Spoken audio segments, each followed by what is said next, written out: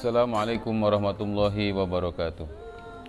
Alhamdulillah wa syukrulillah wassalatu wassalamu ala rasulillah Sayyidina wa maulana Muhammad ibn Abdillah wa ala alihi wa ashabihi wa man tabi'ahu wa walahu amma ba'du.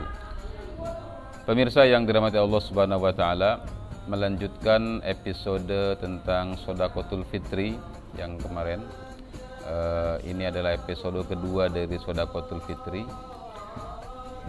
Kita akan bahas pada episode ini tentang beberapa persoalan yang setiap tahun hampir dibahas oleh kita kaum muslimin terkait dengan Shadaqatul Fitri ini atau zakat fitri ini.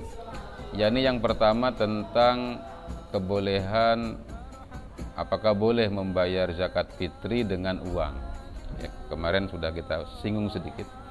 Kemudian yang kedua tentang besaran, ya, besaran kadar satu sok. Nah, ini perbedaannya juga cukup tajam, ya. Dan yang berikutnya hemat saya, ya, ini terkait dengan mustahik atau orang-orang yang berhak menerima zakat, ya. Wabil khusus poin-poin tertentu dari mustahik tersebut, yakni poin amilin dan poin fisabilillah. Nanti kita akan lihat.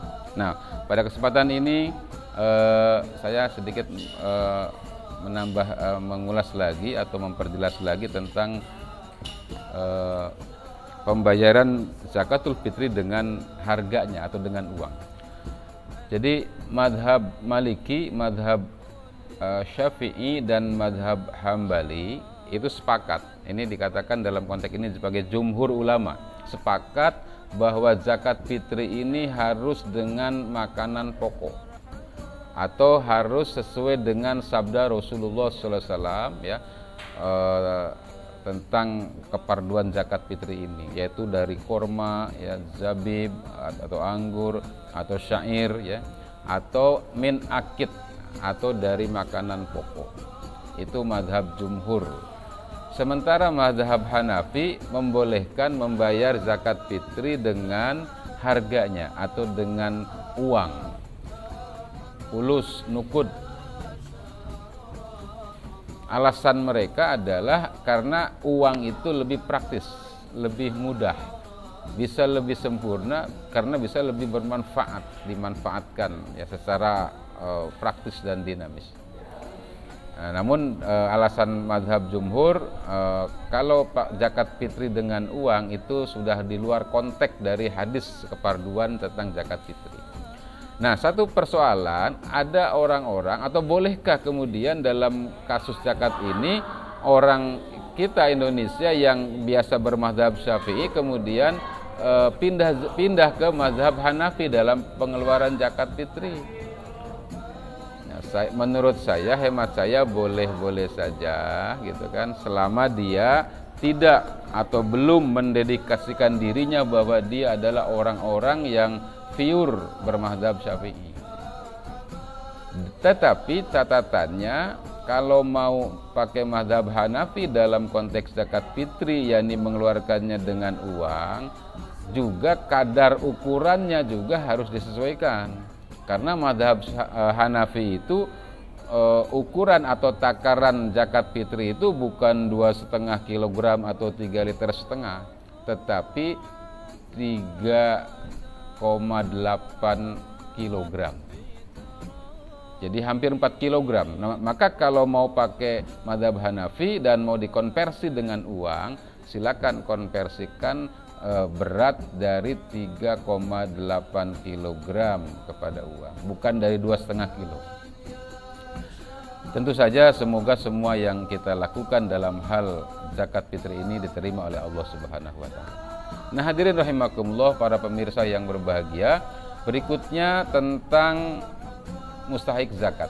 Yang tadi saya sampaikan bahwa mustahik zakat kita, ya, kita merujuk kepada surat At-Taubah ayat 60. Allah Subhanahu wa taala berfirman, "Innamas shadaqatu lil fuqara'i wal masakin wal 'amilina 'alaiha wal mu'allafati qulubuhum wa fir riqabi wal gharimina wa fi sabilillahi wa ibnis sabil faridatan minallah wallahu alimun hakim.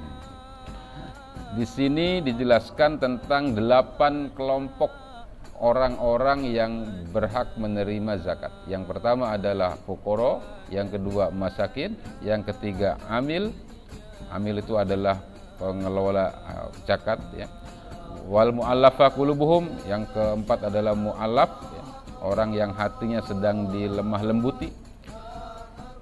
Wa fir riqab, kemudian dalam kasus pembebasan hamba sahaya, wal ghorimin, orang-orang ghorimin, orang-orang yang punya beban hutang, wa fi sabilillah, wa ibnus sabil, dan orang yang sedang dalam bepergian.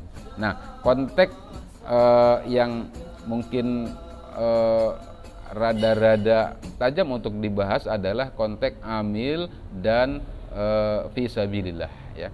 Insya Allah nanti kita akan membahas konteks amil dan fisabilillah ini dalam episode yang ketiga.